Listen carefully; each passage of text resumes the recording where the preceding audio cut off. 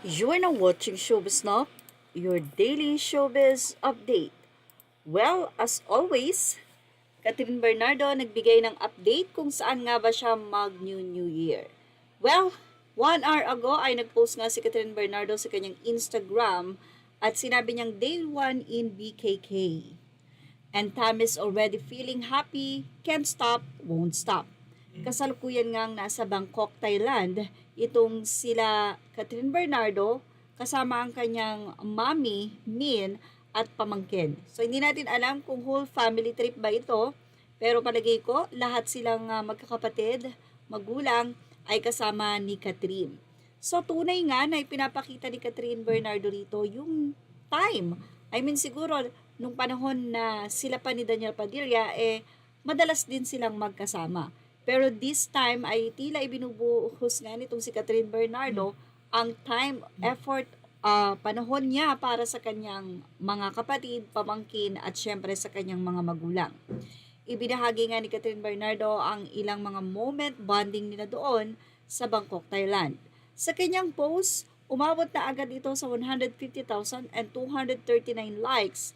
1 hour ago pa lang ang nakakalipas. At limited nga ang comment dito. May nakapag-comment at sinabing i-enjoy nga nitong si Catherine ang kanyang bakasyon. Katulad ni I am Loisa na nakapag-comment pa bago ma-off ang comment section. Ang tanong ng mga netizen, bakit daw naka-off ang comment section ni Kat?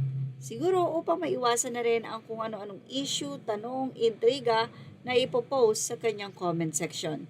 Dahil ngayon, balibalita nga na nung lumipat itong sila Catherine ng bahay ay kasama ngang nakalagay sa box ang mga damit ni Daniel Padilla or ang mga bagay na binigay ni Daniel Padilla kay Catherine at ito ay nakalagay na sa isang bodega.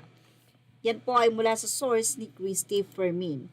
Sa ngayon, makikita natin na patuloy ang pag-move on ni Catherine sa pamamagitan ng pagtanggap ng maraming endorsement, photo shoot, syempre ang project na malapit niya nang simulan. Kaya naman siguro ngayong New Year ay mag-spend sila ng bagong taon sa ibang bansa like Thailand kung saan ay mas ma-appreciate nga nito siguro ni Catherine ang bagong taon. Dahil alam naman natin last year, magkasama pang nag-New Year itong si Daniel at Catherine.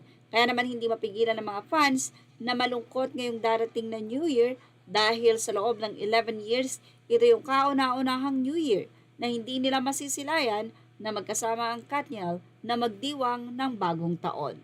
Sila man ang ilan, baka talagang nagpunta sila Katrina at pamilya nito sa Thailand upang mas mag-enjoy ito sa selebrasyon at kalimutan na ang nakaraan sa kanila ni Daniel Padilla.